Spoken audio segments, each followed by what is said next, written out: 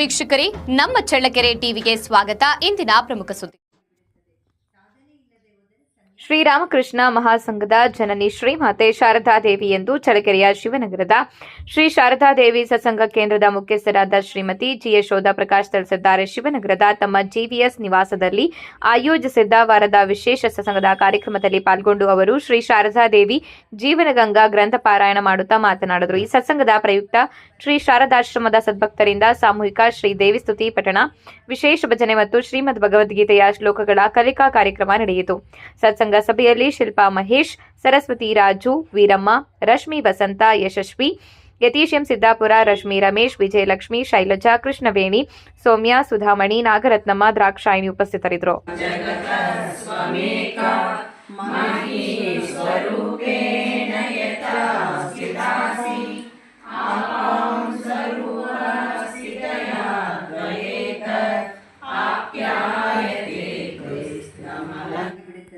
ಸಾಧನೆ ಇಲ್ಲದೆ ಹೋದರೆ ಸನ್ಯಾಸವೆಲ್ಲಿ ಉಳಿಯುತ್ತದೆ.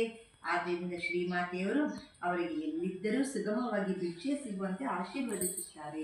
ಈಗ ಅವರು ಉಪವಾಸ ಇದ್ಮೇಲೆ ಅವರಿಗೆ ದೇಹವೇ ನಮಗೆ ಒಂದು ಶಕ್ತಿ ಬರಂಗಿರುತ್ತೆ. ಆ ದೇಹನೇ ನೆಲೆಸಿದ್ಮೇಲೆ ನಮಗೆ ಎಲ್ಲಿ ಜೀವನ ಸಾಧನೆ ಮಾಡೋಕ್ಕಾಗುತ್ತೆ, ಅದೇ ಒಂದು ಕೆಲಸನಾಗಲಿ.